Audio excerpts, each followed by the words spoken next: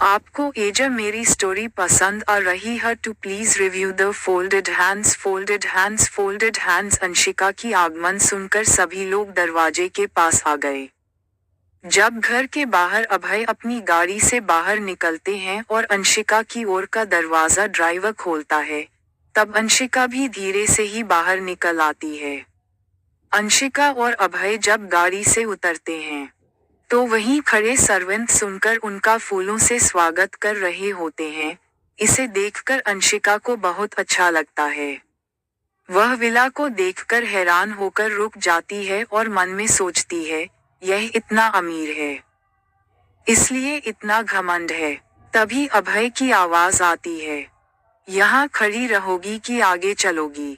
जिसे सुनकर अंशिका होश में आती है और अभय के पीछे पीछे चलने लगती है। दोनों को दरवाजे के पास ही कंचन जी और आरती जी दिखाई देती हैं, उनके पीछे वीरेंद्र जी, आदित्य और खुशी भी खड़े होते हैं और अभय के चाचा चाची भी घर वापस आ गए हैं।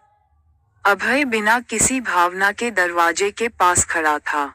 वही आरती जी और कंचन जी अंशिका को ही देख रही थीं और उनकी आंखों में खुशी के आंसू आ जाते हैं। वही खुशी और आदित्य अपनी भाभी को देख रहे हैं। अंशिका आज इतनी सुंदर थी, जैसे किसी नई दुल्हन की तरह। हाथों में भरी चूड़ियां, माथे पर लाल रंग की बिंदी, मांग में भरा सिंदूर, गले में मंगलसूत्र पहनकर, राजस्थानी लिबाज में वह किसी रानी की तरह लग रही थीं। अभय की मां आंशिका और अभय की आरती उतारती हैं और आंशिका के सामने एक चावल से भरा कलश रख देती हैं और उसे गिराकर अंदर आने के लिए कहती हैं। आंशिका ऐसा करती है और फिर उसके बाद आरती जी कहती हैं, बेटा, इस थाली में पैर रखो और अपने पैरों के निशान छोड़ते हुए अंदर आ जाओ। जब ये सुनती है, तो आंशिका हाँ में सिर हिलाती है और वैसा ही करती है।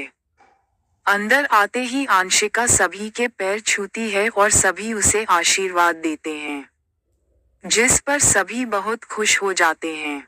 वहीं अभय बिना किसी भावना के उन सभी को देख रहा था और वह भी अंदर आ जाता है। तभी खुशी उसके गले लग जाती है और कहती है, भाई, हमने आपको बहुत मिस किया।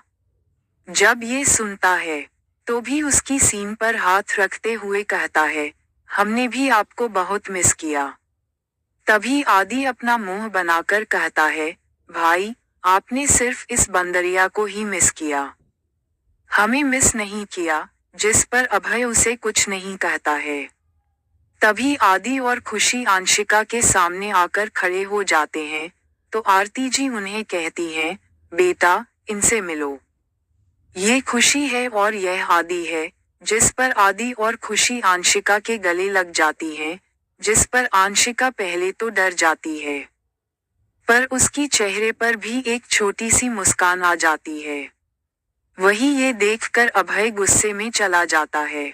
आदि और खुशी गले लगाते हुए ही कहते हैं, वेलकम भाभी, जिस पर आंशिका उन्हें एक छोटी सी मुस्कान दिखाती है। तभी आरती जी आंशिका से कहती हैं, बेटा, ये भाई की दादी है। वीरेंद्र जी की तरफ इशारा करते हुए और कंचन जी की तरफ देखते हुए कहती हैं, यह अभी की दादी है। जिस पर आंशिका उनके पैर छू लेती है और फिर उसे अभय के चाचा चाची से भी मिलवा दी है। अंशिका, ये आपके चाचा चाची हैं। अंशिका उनके पैर छूकर उनका आशीर्वाद लेती है।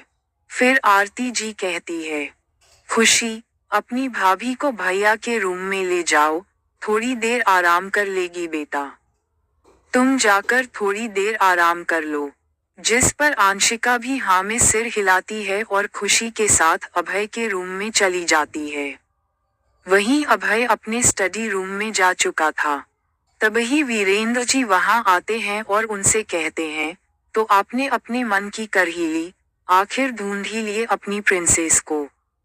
जिस पर अभय उनको एक कोल्ड लुक देता है, जिस पर वीरेंद्र जी कहते हैं, हमें डराने की कोशिश ना करें, हम आपके दादा हैं, हम आपसे नहीं डरते हैं।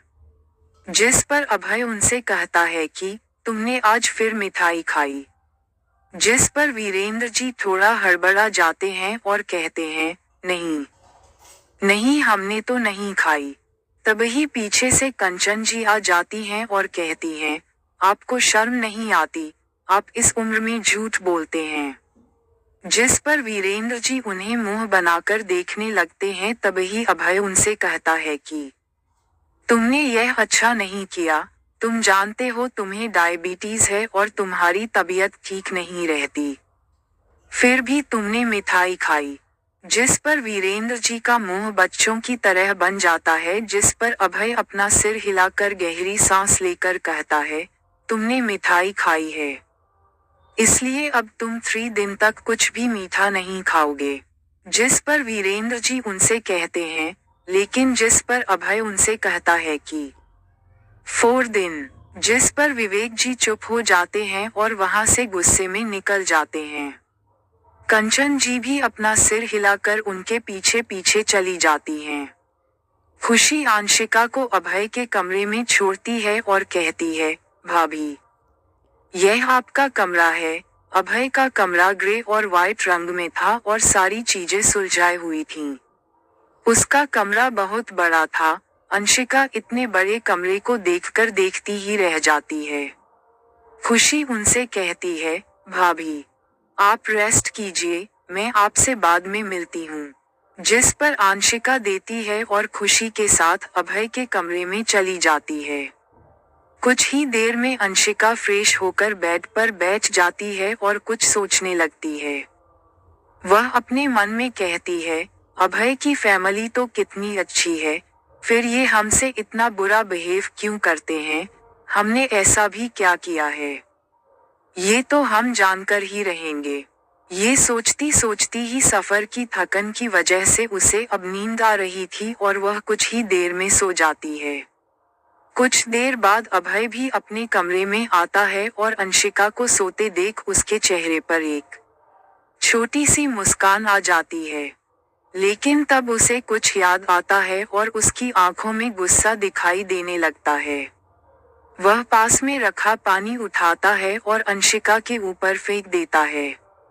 जिस पर अंशिका हड़बड़ा कर उठ जाती है और भाई को गुस्से में घूमने लगती है। जिस पर अभय भी उसे हाथ पकड़कर उठा देता है और कहता है, हम तुम्हें यहाँ सोने के लिए आराम करने नहीं लेकर आए हैं और आपकी हिम्मत कैसे हुई हमारे बेड पर सोने की?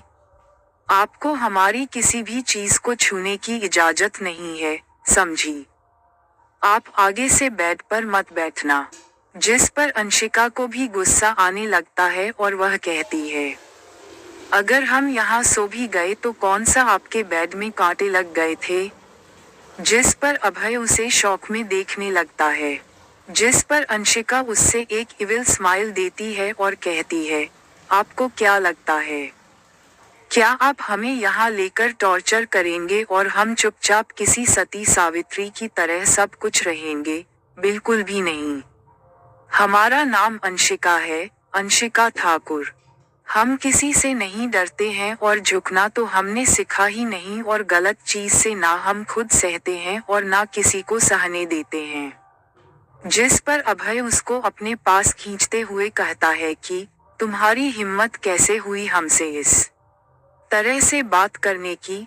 जिस पर अंशिका उससे छुटने की कोशिश करती है और उससे कहती है, हम हमारा बस चले तो हम आपकी शक्ल भी ना देखे, पर हमसे शादी करने वाले आप थे, हम नहीं आए थे आपके पास शादी करने।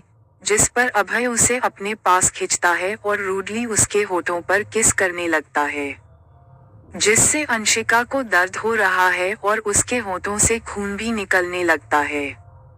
पर अभय नहीं रुकता है और उसी तरह से अंशिका को किस करने लगता है और अब उसे बेड पर लेटा कर उसके ऊपर आ जाता है। अंशिका डर जाती है और उससे छूटने की कोशिश करने लगती है। कुछ देर बाद जब अभय को लगता है कि अंशिका सांस नहीं ले पा रही है, तो वह उसे छोड़ देता है और उससे अलग हो जाता है और उससे कहता है कि अगर तुमने इसके आगे से हमसे कोई बदतमीजी की तो इसके आगे भी बढ़ सकते हैं। जिस पर अंशिका अपनी आंखों में आंसू लिए हुए ही उससे कहती है, हमारी गलती क्या है? आपने क्यों कर रहे हैं हमारे साथ और हमने ऐसा भी क्या कर दिया है जो आप हमारे साथ इस तरह से व्यवहार कर रहे हैं? इस पर अभय उससे चुप होकर देखता है और कहता है, तुम्हें कुछ नहीं पता। तुम यहाँ क्यों हो? तुम्हें नहीं पता हमारे